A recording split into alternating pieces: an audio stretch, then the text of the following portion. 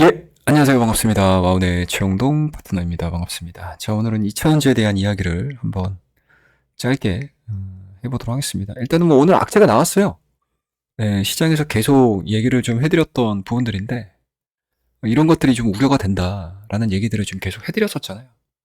근데 이게 드디어 뭐 문서화된 부분들이 좀 확인이 됐다라는 내용들이 로이터 발을 통해서 나오면서 오늘 LG에너지 솔루션 셀 기업을 중심으로 한 하락세가 좀 이어졌었고, 그리고 배터리 셀 기업들의 합에 걸려있는 뭐 양극재, 소재 관련된 기업들도 상당히 좀 큰 폭의 하락을 좀 보여줬습니다. 뭐, 이 인수팀의, 그러니까 로이터가, 내부 문건을 좀 확인했다라는 내용들에 있어서 딱 한 세 가지? 한 네 가지 정도로 정리를 좀 해볼 수가 있을 것 같아요. 일단은 첫 번째로는, 미국의 인플레이션 감축법에 근거한 최대 7,500달러 규모의 보조금을 폐지할 것을 촉구했다라는 거고요. 이러한 부분들이 전통적인 자동차 업체들이 미국 시장에 다양한 전기차 제품을 내놓는 와중에 미국 내 전기차 판매와 생산에 타격을 줄 수 있는 정책이라고 로이터는 설명을 했다는 부분들이고, 그 다음에 두 번째가 요건 것 같아요. 배터리와 핵심 광물, 충전 부품 등 전기차 공급망에 관세를 부과하자는 제안도 있는데, 그런 제품의 수입을 제한하기 위해 무역확장법 232조 관세를 사용해야 한다고 했다라는 내용들이고요. 쭉 보시게 되면 또 이것도 내용이 있어요. 전 세계의 모든 배터리 소재에 관세를 부과함으로써 미국 내 생산을 장려하고 이후 동맹국들과는 개별적인 협상을 통해 관세를 면제하는 방안을 권고하고 있다라고 설명을 했습니다. 어떻게 될까? 좀 지켜봐야 될 것 같고요. 그 다음 쭉 내용들을 좀 밑에서 내려서 보시게 되면 인수팀의 계획은 전기차를 저렴하게 하고 충전소를 건설하는 데 사용되는 예산의 우선순위를 국방으로 돌리는 것. 그러니까 쉽게 얘기해서 최선호되는 지원책이 후순위로 좀 밀리는 거죠. 후순위로. 그에 따라서 뭐 여기에는 배터리와 핵심 광물의 공급망에서 중국을 배제하려는 것이 포함이 된다. 뭐 이거는 뭐 계속 해왔던 거니까. 그죠? 그 다음에 뭐 전체적으로 놓고 보게 되면 바이든 행정부가 강화한 자동차 배출가스 규제와 연비 기준을 2019년 수준으로 완화할 것을 제안했다. 뭐 이런 내용들입니다. 그러니까 쉽게 얘기해서 지난 정권에서 전기차에 대한 지원책 자체를 전체를 다 무력화시킨다는 얘기예요. 네, 전체를 다 무력화시킨다는 얘기입니다. 물론 이 안에서 몇 개나 실행이 될지는 좀 더 지켜봐야 되겠지만, 이러한 내용들이 어찌됐든 문서화가 돼서 논의가 진행이 되고 있다라는 것 자체는 그동안에는 뭐 썰에 좀 가까웠다? 뭔가 이제 풍문에 좀 가까웠었다. 라고 해서 2000원지 쪽에서 계속 좀 누르고 있었던 부분들이 드디어 이제 하나하나씩 수면 위로 올라오기 시작을 하면서 오늘 주가의 하락이 진행이 됐다라고 보시면 좋을 것 같습니다. 그래서 이거를 그냥 막연하게 뭐 2026년도, 2027년도에는 뭐 빅뱅이 터질 거예요. 이런 얘기들로 너무 단순하게 생각하시면 안 돼요. 이거 굉장히 좀 큰 문제라고 저는 생각을 하고 있거든요. 네. 그리고 계속 말씀드리지만 뭐 2023년도 7월달, 6월달에 주가까지 과연 어느 정도의 시장 지배력을 갖고 있어야 그 주가까지 올라가겠습니까? 참 쉽지 않은 숙제에 놓여 있다. 숙제를 풀어야 된다. 라고 보시면 좋을 것 같고요.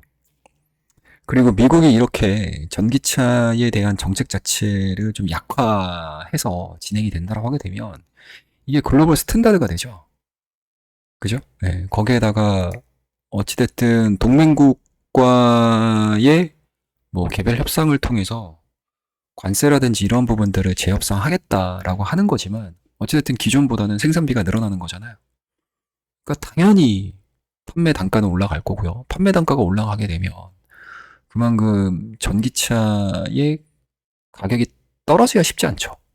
그리고 설령 전기차가 지속적으로 좀 떨어진다라고 하게 되더라도 그럼 부품사들이 얻어갈 수 있는 이익분이라든지 이런 부분들이 현저하게 낮아요. 그래서 문제가 되는 거는 매출액이 많이 나와도 영업이익이 따라가지 못한다는 얘기죠.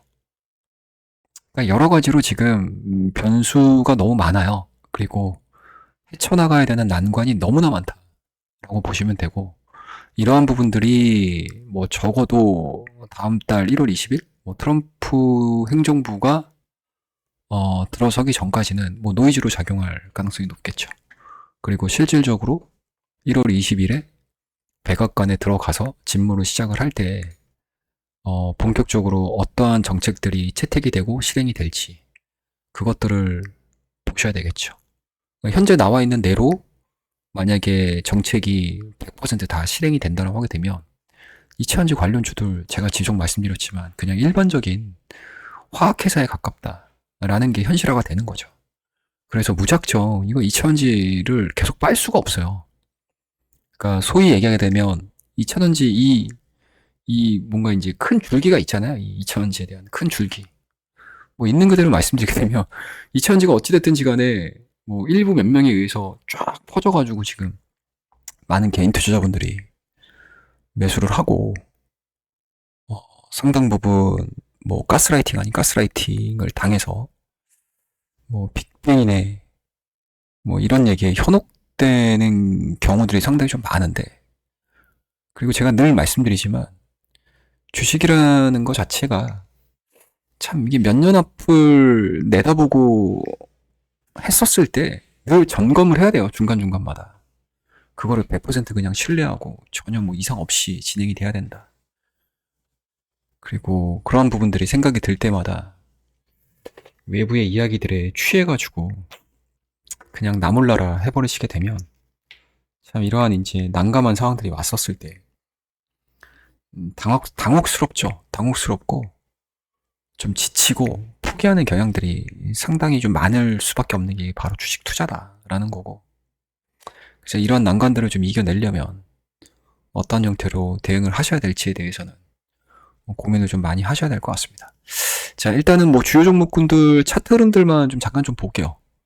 보시게 되면은 LG에너지 솔루션 같은 경우는 그나마 제일 성공적으로 안착을 했다. 그리고 뭔가 배터리 시장, 2차전지 시장의 정상화가 이루어졌을 때 전체 2차전지 내에 속해 있는 종목군들, 기업군들을 좀 끌고 갈 수 있는 힘이 사실은 LG에너지 솔루션이잖아요. 근데 얘네들도 마찬가지로 지금 실적이 안 나와요. 그리고 저점 계속 낮아지고 있죠. 그 오늘 같은 경우는 241선에 딱 걸려가지고 그나마 버티는 모습들을 좀 보여줬는데 이게 주봉으로 넘어가서 보시게 되면 20주선 이거 이탈해버렸습니다. 그러면 실질적으로 지금 그나마 이제 올해 진행이 됐었던 이런 하락 추세를 벗어나면서 이런 식으로 좀 진행이 되고 있는 과정이거든요. 그럼 여기를 이제 벗어나 버리게 되면 이게 하방이 열려버려요. 이런 식으로 하방이 열려버립니다. 예, 그래서 이제 이 후속 조치가 어떻게 되는지, 후속 시장의 반응이 어떻게 나오는지 이것들을 좀 관찰을 해야 되는 그 지점까지 왔다라고 보시면 돼요. 자, 그 다음에 뭐 삼성 SDI 뭐 말할 것도 없죠. 삼성 SDI. 여기서 뭘 보겠습니까? 이미 2024년도 11월에 저점이 23만 5천 원이고요. 최근에 보여줬던 저점 자체가 20 얼마인가? 이게 24만 원인가? 24만 원에서 이제 얼마 안 남은 상황들이니까. 이게 여기를 지지를 하고 올라오게 되면 다중바닥을 확인을 하는 건데 지금 상황에서 일반 NCM, NCA 이것도 안 되는 마당에 전고체에 포커스가 맞춰져 있고 여기에다가 지금 엄청난 자금을 쏟아붓고 있는 이 삼성 SDI가 과연 버텨줄 수 있을지 뭐 이거에 대한 스토리들을 좀 지켜보셔야 될 것 같아요. 별로 안 좋아요. 차트의 흐름들이. 그죠? 여기서 만약에 깨지기 시작을 한다? 이렇게 돼버리게 되면 어떻게 되죠, 여러분들? 이거 실망 매물 나옵니다, 이거. 실망 매물 나와요. 이 사이에, 그 사이에 외국인들에 대한 이 보유 비율 자체도 지속적으로 내려가잖아요. 별다른 관심이 없다는 얘기거든요, 이게. 자, 그 다음 다른 건 안 볼게요. 네, 그 다음에 이제 에코프로를 보셔야 될 것 같은데, 뭐 지주사잖아요, 지주사. 네, 지주사의 성격. 그리고 이게 에코프로가 지금 코스피 쪽으로 가는 게 아니고 에코프로 BM이 코스피 쪽으로 가는 거잖아요. 네, 뭐 그거는 그렇다 치더라도 아무튼 오늘도 보시게 되면은 지금 67,000원 기록을 했죠. 그리고 올해 이제 11월 15일 날 61,900원대까지 빠졌다가 이제 주가가 리바운딩 됐다가 지금 고점이 낮아지면서 주가에 대한 지금 탄력도를 좀 잃어버리는 상황들이고 오늘 같은 경우 외국인들이 얼마를 때린 거야? 13만 주 정도를 매도를 한 거잖아요. 기술적으로 놓고 보게 되면 뭐 지지는 여기에요. 지지는 이런 자리입니다. 이런 자리, 저항도 이런 자리일 거고요. 그죠? 뭐 이런 자리들이 저항이 될 거고, 지지선으로 놓고 보게 되면 이런 자리들, 이런 주요 자리들이 지지선이 되는 건데, 그죠? 그러니까 기조적인 하락 추세가 진행이 되고 있다라는 거는 그 어느 누구도 부정을 못 해요. 예, 부정을 못 합니다. 그리고 이렇게 조정을 받는 구간 동안에 외국인들의 보유 비율은 지속 늘어났거든요. 20%대까지. 근데 여기서 이제 주가가 빠지기 시작을 했었을 때 외국인들의 보유 비율이 조금 더 여기서 줄어들어 버리게 되면 이게 생각보다 충격이 되게 깊어질 수 있다라는 얘기죠. 예, 예. 주봉의 흐름들을 봐도 똑같아요, 여러분들. 이게 주봉상으로 보시게 되면 이평을 다 깨고 내려오잖아요. 그러면은 올 한 해 내내 주가에 대한 하락 부분들이 나오면서 그나마 지금 240주선까지는 간 상황들이 아닌데 여기까지 가야 된다고 하게 되면 추가로 얼마가 더 빠져야 되는 거야? 거의 한 20% 정도가, 한 15% 정도가 더 빠져야 되는 거거든요. 여기를 빠졌을 때 시장 상황이 역전을 시키지 못하는, 반전을 시키지 못하는 이슈들이 나오기 시작을 해버리게 되면 여기로 보게 되면 매물대가 없어요. 이 자리 정도까지? 그러니까 2023년도에 이게 엄청난 쇼커버를 등에 업고 폭발적인 상승의 흐름들을 보여줬던 이 자리까지 그냥 다이렉트로 꽂아버릴 수 있다는 얘기거든요, 이게. 그러니까 이게 이슈도 체크를 해야 되겠지만 시장에서 이 이차전지를 바라보는 시각 자체가 어떻게 전환이 되는지를 체크를 되게 잘 하셔야 돼요. 자, 그 다음 종목 한번 볼까요? 에코프로비엠. 이건 이 정도까지만 볼게요. 뭐 다른 거 뭐 볼 필요는 없을 것 같아서. 에코프로비엠이 이미 지금 신저가를 깨버렸습니다. 지금 보시게 되면 이런 자리들이거든요. 적어도 13만원대를 지켜주면서 진행이 됐었어야 되는 종목들인데 이게 에코프로는 뭐 지주된 성격을 갖고 있으니까 뭐 그렇다 치더라도 에코프로 BM 자체는 어찌됐든 소재 사업이잖아요, 사업. 예, 사업 기업이니까. 그러니까 쉽게 얘기해서 이제 필드 플레이어잖아요. 근데 필드 플레이어가 지금 11월 달에 저점을 깨고 오늘 11만 8,200원대까지 빠진 거니까. 그리고 밑거리도 없어, 얘네들 같은 경우는. 그죠? 그리고 오늘 외국인들 기관들이 이제 던지기 시작을 했고요. 네. 그러면 실질적으로 기술적으로 놓고 보게 되면 이게 빠른 시간 안에 이 13만 원대 안쪽으로 들어오게 되면 그나마 다행스러운 스토리가 이어지고 뭔가 이제 기간 조정, 횡보, 그죠? 예, 이러한 이제 시간을 좀 벌 수 있는 흐름들이 나오는데 이게 만약에 여기서부터 실망 매물이 툭툭툭툭 떨어지게 되면 이제 매물대가 없거든요. 매물대가 되게 얕잖아요. 지금 보시면 엄청 얕아요. 주봉으로 볼까요?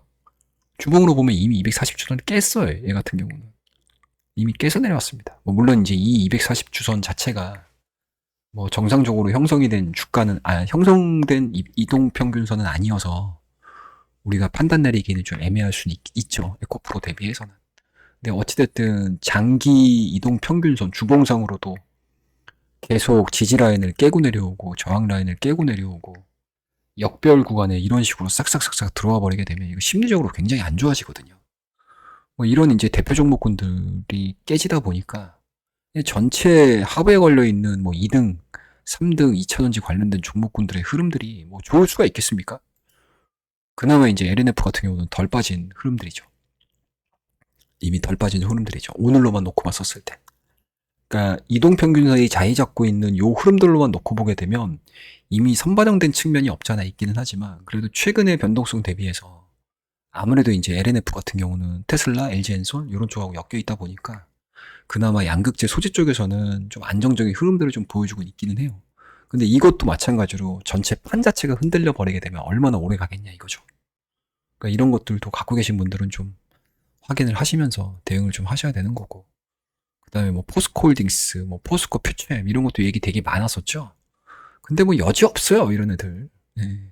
그리고 뭐 한간에는 뭐 포스코홀딩스가 뭐 어마어마한 2차전지 소재 기업이라고 뭐 전환이 될 거야 뭐 이런 얘기들도 되게 많이 들으셨을 텐데 뭐 저는 개인적으로는 생각이 좀 달라요. 포스코홀딩스가 할 수 있는 한도 내에서는 열심히 하는 건 알겠는데 이게 기본적으로 돈이 들어가는 사업들이잖아요. 전체가 다. 철강도 그렇고 이차전지도 마찬가지고. 그리고 지속적으로 자금이 투입이 돼야 되는 사업들인데 제대로 되는 게 없잖아요. 철강도 마찬가지고 이차전지도 마찬가지고.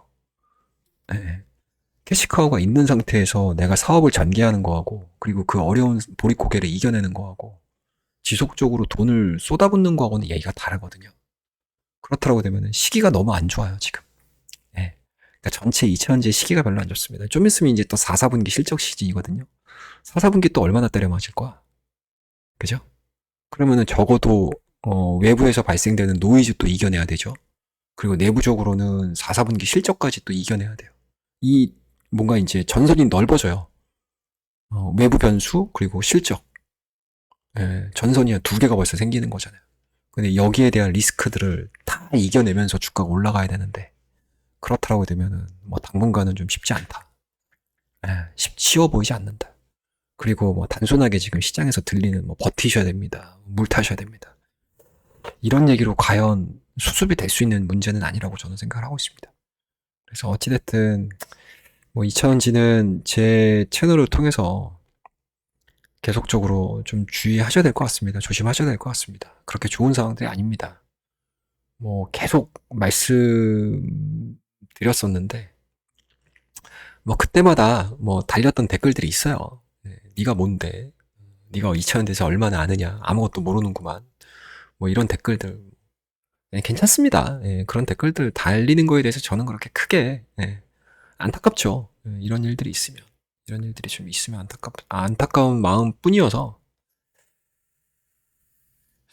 좀 안 좋은 마음으로 오늘 2차전지 전체적으로 종목들을 한번 점검을 해봤고 다시 한번 제가 생각하고 있는 내용들을 약간은 좀 편하게 이야기하는 형식으로 콘텐츠로 녹음을 한번 녹화를 좀 해봤습니다.